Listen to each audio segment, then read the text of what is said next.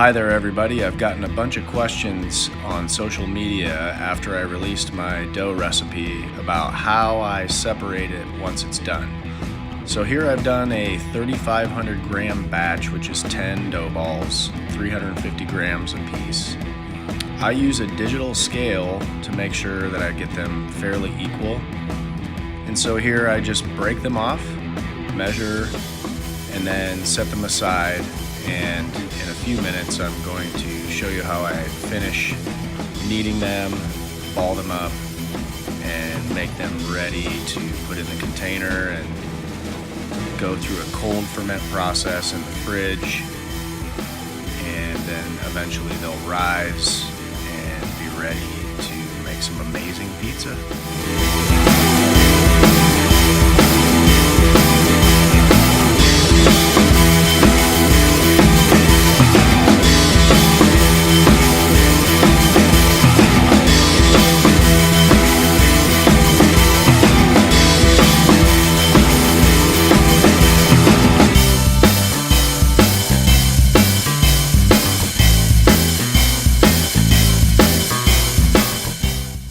Okay, now that I have them all separated out the way I want in weight, 350 grams a piece, I grab two at a time and I just roll them out like this. You can see I just kind of roll, flip, smash them down, roll, flip.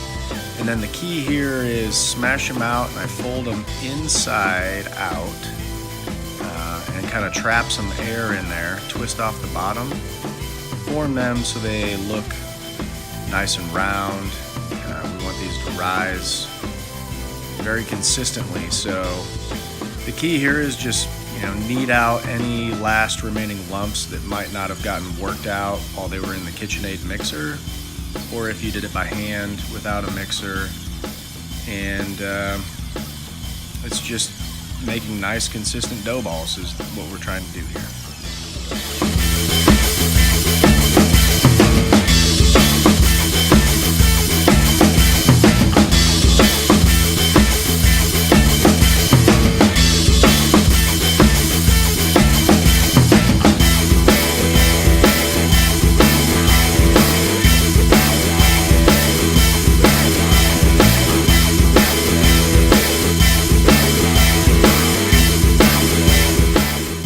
No rocket science to what we're trying to do here. We're really trying just to make a bunch of consistent dough balls so they cook evenly and each pizza cooks the same as the last.